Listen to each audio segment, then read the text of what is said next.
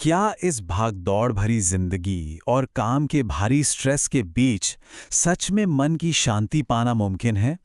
मतलब एकदम अचल शांति? आज की इस चर्चा में हम सीधे अपने प्राचीन ज्ञान में गोता लगाने वाले हैं, ताकि इस मॉडर्न प्रॉब्लम का एक बहुत ही दिलचस्प समाधान खोज सकें। चलिए शुरू करते हैं। तो सबसे पहले जरा एक मॉडर्न प्रोफेशनल की लाइफ को देखते हैं। जरा सोचिए, एक तरफ बड़े बड़े हाई स्टेक्स प्रोजेक्ट्स का इतना भारी दबाव है और दूसरी तरफ वो अग्रेसिव कॉर्पोरेट कल्चर। कभी कभी तो ऑफिस का माहौल सच में ऐसा लगता है ना, मानो कोई असली युद्ध का मैदान हो। अब सवाल ये है कि इतने शोर शराबे और केओस के बीच कोई सच्ची शांति आखिर कैसे ढूंढे।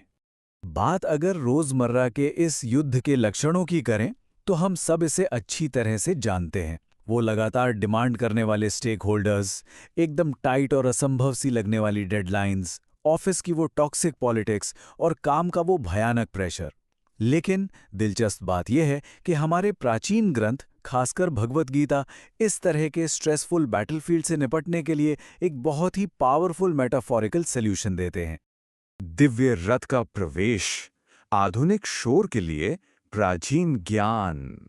अब यहाँ भगवत गीता के पहले अध्याय के 14वें श्लोक में एक बहुत ही इंटरेस्टिंग मोमेंट आता है।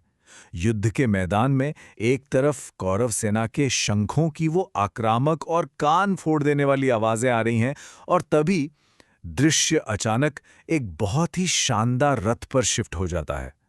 एनर्जी एकदम से बदल जाती है। अगर हम इस श्लोक को और इसके सीधे हिंदी अर्थ को एक साथ देखें तो ततः श्वेतैर हियैर युक्ते महतिस्यन्दने स्थितौ माधवा पांडवश्चैव दिव्यौ शंखौ प्रदध्मतु। इसका सीधा मतलब है कि सफेद घोड़ों से जुते हुए एक महान रथ पर बैठे श्री कृष्ण और अर्जुन ने अपने दिव्य शंख बजाए। ये कोई मामूली एंट्री नहीं है, ये अपने आप में एक बहुत ही लाउड और पावरफुल स्टेटमेंट है। प्रतीकों को समझना, सफेद घोड़े। अब इस सीन की सबसे कमाल की बात यह है कि इसका हर एक एलिमेंट एक गहरा प्रतीक है। देखिए, यहाँ जानबूझकर खास नामों का इस्तेमाल हुआ है। माधव, जो श्री कृष्ण के लिए है, ये दिव्य ज्ञान और करुणा को दर्शाता है, और पांडव, ये योद्धा अर्जुन के लिए इस्तेमाल हुआ है।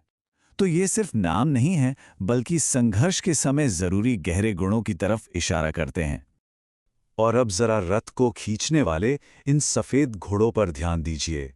ये शायद सबसे इंपॉर्टेंट पार्ट है। यहाँ सफेद घोड़े सिर्फ दिखने में शानदार जानवर नहीं हैं, बल्कि ये पवित्रता, प्रकाश और सबसे जरूरी, एक पूरी तरह से नियंत्रित यानी एकदम कंट्रोल्ड माइंड का एक बहुत ही पावरफुल सिंबल है। तो जो लोग कॉर्पोरेट दुनिया में उन बड़े बड़े प्रोजेक्ट्स का स्ट्रेस झेल रहे हैं, उनके लिए इन सफेद घोड़ों को कंट्रोल करने का मतलब क्या है? इसका सीधा सा मतलब है अपनी इमोशनल इंटेलिजेंस और फोकस को बनाए रखना।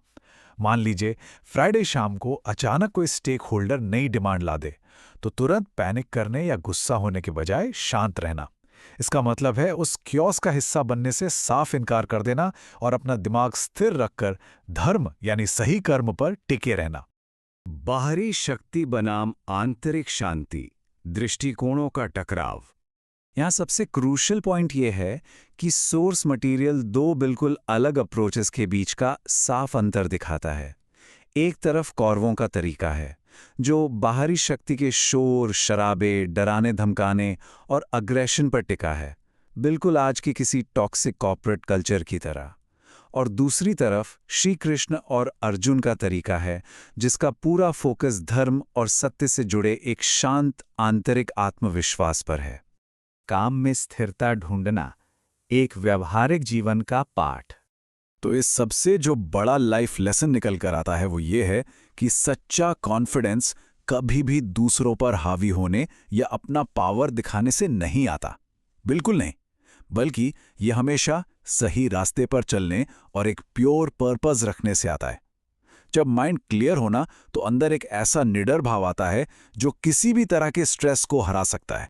जैसा कि हम यहाँ देख सकते हैं, अगर हम बाहरी शक्ति वाला अप्रोच लें और ऑफिस पॉलिटिक्स के हिसाब से फैसले लें, तो शायद थोड़ी देर के लिए डोमिनेंस मिल जाए, लेकिन अंदर भयंकर स्ट्रेस रहेगा। वहीं अगर हम सत्य और धर्म का रास्ता चुनें और शांत दिमाग से एथिकल डिसीजंस लें, तो हमें एक ऐसी गहरी इंटरनल स्टेबिलिटी मिलती है जो उस ऑफिस पॉलिटिक्स वाले टेम्पररी शोर शराबे से कहीं ज़्यादा टिकती है।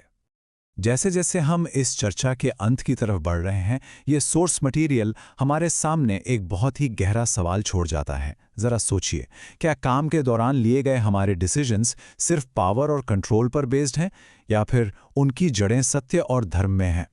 रोज़मर्रा के स्ट्रेस को समझने के लिए ये अपने आप में एक बहुत ही पावरफुल रिफ्लेक्शन है। बाहरी शोर और मन की शांति के बीच का ये सिंबॉलिक युद्ध आगे भी जारी रहेगा। अगले श्लोक में हम देखेंगे कि उन दिव्य शंखों के असली नाम क्या थे और उनके पीछे का गहरा मतलब क्या है। तब तक के लिए अपने विचारों के रथ और उन सफेद घोड़ों की लगाम अपने हाथ में रखिएगा। आज के इस विश्लेषण का हिस्सा बनने के लिए बहुत बहुत शुक्रिया।